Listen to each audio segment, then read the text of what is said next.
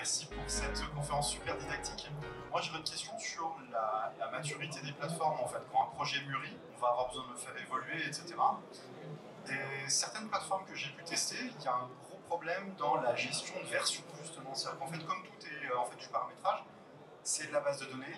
En général, c'est pas interfaçable avec des systèmes de gestion de code source.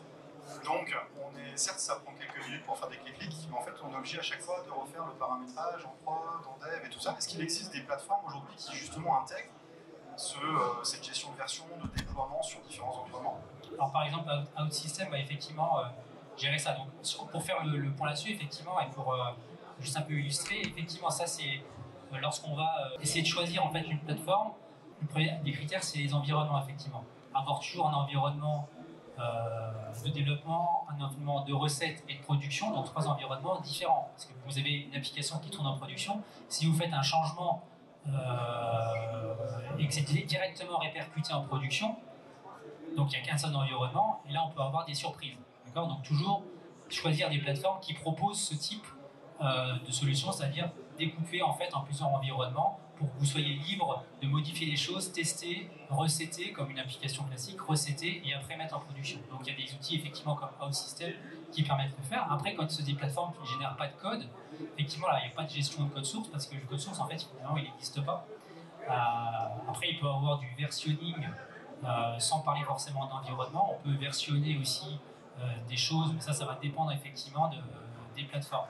C'est-à-dire que les plateformes qui ne gèrent pas des environnements et du versionning, effectivement, c'est déjà des plateformes à exclure à partir du moment où on a cette préoccupation, je dirais, parce que quand on veut aller vite, quand vous poquez quelque chose et puis voilà, rapidement, peut-être qu'on ne regarde pas trop ça, mais quand on veut vraiment utiliser une solution et la garder le plus longtemps possible, ça c'est très très très important. Forcément, ça fait le prix aussi des plateformes d'avoir ce genre de fonctionnalité.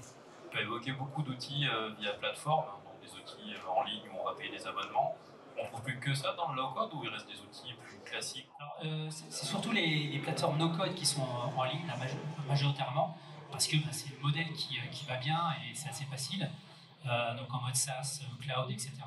Après sur le low-code, comme la destination c'est quand même les développeurs, là il faut un peu plus de puissance. On a par exemple OutSystem, ils ont un studio qu'on va télécharger en local. Alors bien sûr ils ont un cloud pour héberger l'application et envoyer l'application, mais il y a quand même des outils qui peuvent s'installer sur son ordinateur en fait.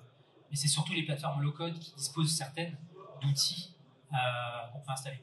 Ce que je voulais dire c'est que quand tu parles de low-code, on est d'accord que ça produit du code quand même. Ça dépend de la plateforme. Certaines plateformes vont pouvoir exposer un code qui est dans un langage soit dédié ou soit ils ont choisi, on va dire, un framework ou quelque chose et ils vont générer du code. Soit le code est complètement masqué pour certaines parties qu'on fait. Et donc là, ça pose pas des problèmes de propriété intellectuelle? Bah si, c'est ce qu'il faut évaluer aussi. À un moment donné, dans l'entreprise, soit c'est pas stratégique, il n'y a pas de souci, soit c'est stratégique et on veut garder la main sur son application et sa pérennité. Donc là, il faut effectivement plutôt se tourner sur du sur-mesure pour garantir ça. Ok, bah je vous remercie.